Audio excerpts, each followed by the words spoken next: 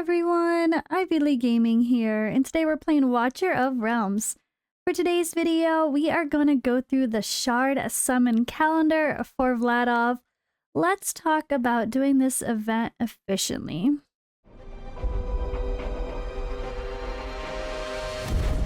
The finest blood for the most untainted soul. Alrighty, so this has not even popped in game yet. As of this, for me, it's like 8 p.m., so like 6 p.m., something like that, UTC right now, and they have not added this to the actual game yet, so that's interesting. I think this was posted on social media, I don't know, but yeah, I got the calendar. We got the thing. So some of the info has already been here for what's to come. At least if you read through this, you can tell that there's like certain events coming. Now we can see it in an easier to view format. But they did have an important note here, so I want to read that first. Note, Vladov times 75 here. During the event, commanders can summon Vladov with enough shards, but will not be able to obtain more shards from the event. Keep an eye on the event duration. During the reward redemption phase, commanders can summon Vladov with enough shards, but will not be able to obtain more Vladov shards from events. This is really weird wording. I think they mean you can only summon him once, but technically there will be enough resources where you could summon him more than once. But maybe that's what they mean. Maybe you can't. For one, even though there's technically enough here from the events plus Oracle Trials plus if you win to get 2 copies, maybe they mean it just will not count, like it won't stack up in the summoning area. You know, like when we have a summon event for one of these, it shows under the hero fusion here and you can see like how many shards you have. But maybe what they mean is you're not gonna even be able to see extra, you can't grab any extra. That's kind of weird, right? It's a little bit different. So let me read that again. One more time. One more time. You cannot obtain more from the events once you've summoned him. I think that's what they mean, is like literally you can't have an extra stash on hand for the next time this event comes back. Like, alright, we're waiting for Alistair again. I'm waiting for Lunaria again. I'm waiting for Aeon. Waiting for Isolde. Waiting for Pyros. But I don't think we're going to be able to have any left over in our stash, I think. Alright, so let's check out this calendar, assuming it's going to be just a 1 copy for everybody, and that is it. So there's going to be 75 total from events, 50 total from Oracle Trials. So don't worry, it's still not like you have to do everything, but it will mean that you can't get 2 copies. So doing everything will actually not be helpful. I hadn't read that specifically. I just briefly clicked it when I did my when to summon video to be like, yeah, I guess if you're going to go for 2 copies, you're going to need to do everything. I said that like I would normally say, but didn't realize, like, no, you really can't get 2 copies of this guy this time, even if it's technically a total count that's possible. So down here at the bottom is just the rewards we get from events, of the Oracle Trial style events. Those are not from winning, so if you miss some events and you're worried, but you can place higher in the top 3 from some of the Oracle Trials, then you're going to put yourself in a better position. But you don't have to do that. You don't even have to do everything. Let's see what we can actually double up with. And let's go through this calendar. So starting Friday, the 19th, all the way through February 5th is going to be this event. So that's going to go through 3 total summoning events, right? Yeah, Arrival of Heroes on Friday the 2nd. Yeah, there's going to be 3 summoning events like a lot of times. So you don't have to do everything, but I think this week is a pretty good week to choose to do so because we have a spiritual altar, boom. We have an Arrival of Heroes, boom. at the same time. It's always nice when we can get those at the same time. As you can see, if we go to the second part of the event, Spiritual Altar 10, there's no Arrival of Heroes. We go to the third part of the event, Arrival of Heroes, but no Spiritual Altar. So this is the one time during this entire Shard Summon event that you can double up to get as many extra rewards as possible. And even if there was no Shard Summon event, summoning during double events, double the rewards, is not a bad idea. And it happens to have one of the best legendaries in the game on the 10 times banner. So yeah, I'm definitely summoning for the sake of his awakenings. I would love to get an Awaken 3 Hex. I only have Awaken 0 right now. So Awaken 1 would be great. Awaken 2 to get toward the 3, even better. I doubt I'm going to pull 3 hexes with the amount of summons I have, but hey, you never know. But that would be the ultimate goal. Also, we're going to have starting Saturday, which will, of course, be also part of the Spiritual Altar and Arrival of Heroes, will be the Ancient Summoning event, which is a generic one. So that's a really nice time to be able to have an equal chance to get any of the Lords, Chaotic, and Arbiters, with no particular one being boosted that you might not want to summon. All right. So let's take a look here at how we're going to double dip, or how you're going to prepare. So Friday the 19th. Well, that's, yeah, tomorrow or today, depending on when you're watching this. But obviously, Corridor of Glory, there's always some sort of leveling event for our heroes.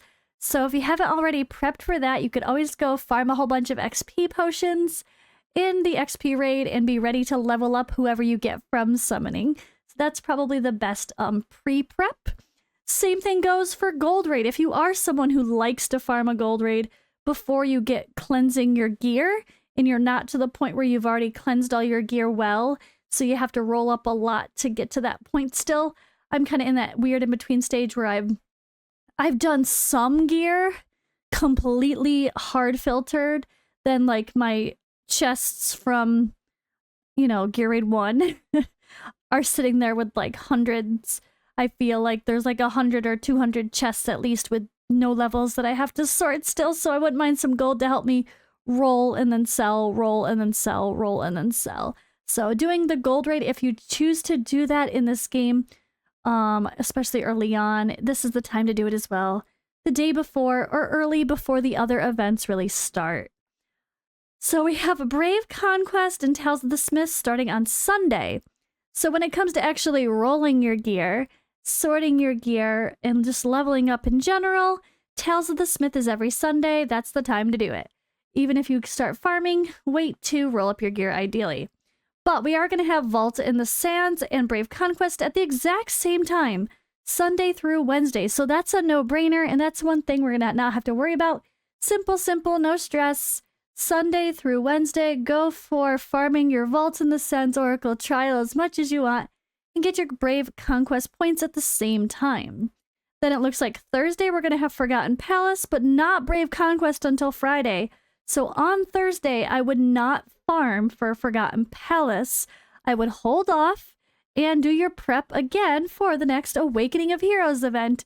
Same thing. I feel like Thursday, today, as of this recording and posting, for me at least, Thursdays are the perfect day to go farm for extra stuff. And that could be also promotions. We can't forget about promotions. There's usually not a time you want to farm promotions. I feel like they just are kind of there and you're like, ah, crap, I ran out. Let me go farm some. But this might be the day to go stock up on all your legendary insignias to make sure you have enough for the different types of heroes in case you summon them for the other events. So that's a good Thursday practice. And yeah, then Friday we're going to have the Forgotten Palace and Brave Conquest at the same time. So of course, farming that is a good choice. You're going to have no issues there to double up and get the most rewards possible for the energy spent.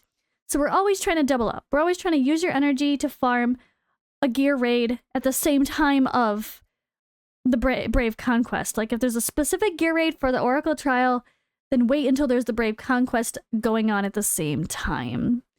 And then again, Sunday, Tales of the Smith, same rotation as usual.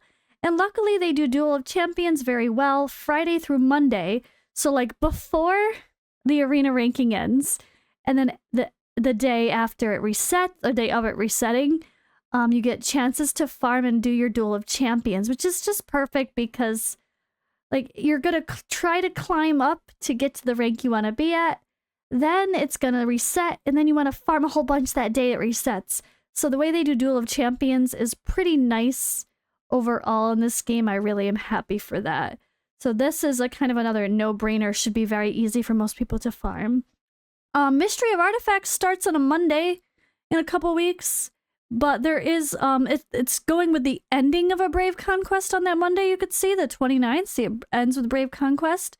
So if you didn't finish your Brave Conquest points from Forgotten Palace, and you only want to farm a little bit of Forgotten Palace, but you want to wait for the Mystery of Artifacts because you want to go crazy there. I know I've been having fun farming my artifact material raid personally. You could always hold off on finishing off the Brave Conquest event. Just do the bare minimum you need to for the Forgotten Palace, and then start your Mystery of Artifacts on the last day. There is going to be one day again, this time on a Tuesday, where there's no Brave Conquest event, but there is Mystery of Artifacts. So try to avoid over farming the artifact material raid on that Tuesday, or else you're just going to be wasting energy that you could have waited one more day to spend to double dip for the next Brave Conquest event. And that times out pretty well. And then again with our final Friday summoning event weekend, Corridor of Glory. So again, if you farmed all your artifact material raid for your Mystery of Artifacts that you want to, your Brave Conquest is done. Now is the time on a Thursday or Friday again to prep for, simple enough, prep for your leveling up of heroes through the Corridor of Glory. But there's something a little different that ends here. Actually, no, it's with the same. Never mind. Lost Legacy, though, however, so you could do the opposite, or you could wait, because Brave Conquest is still going on from the 31st through the 3rd, right? And then from the 2nd and the 3rd, Lost Legacy has started. And that's where you want to farm your Lost Legacy, finish up your Brave Conquest points. Then, hopefully by that point, if you're done with Brave Conquest, try to do your Lost Legacy in the first 2 days. Then you could also wait until Sunday, Monday to level up heroes. So see what I mean? I'm just trying to help people make sure they're really looking at the calendar and using your energy wisely, so you're never just farming for one thing. You're always double dipping with spending X amount of stamina gets you an Oracle trial and an event at the same time. And yeah, luckily we're starting off this whole Shard Summon event with a summon event that lets us double dip as well. So that's pretty cool. I'm pretty happy for that. I will definitely be getting as many points as I can. I don't overly obsess about it, but they're pretty easy. Like, why wouldn't you want to finish off these events? They're not that hard. This is the way you should spend your energy, is trying to play with events, not against them. Don't just randomly farm when there's nothing going on. The only things you want to randomly farm when there's nothing going on, as I said, is the promotion raids, or is the experience or gold raids. That's the time to do it. And of course, friendly reminder, never farm your XP raid, or especially a gold raid, without a ton of energy to spend, number one. And I mean a ton.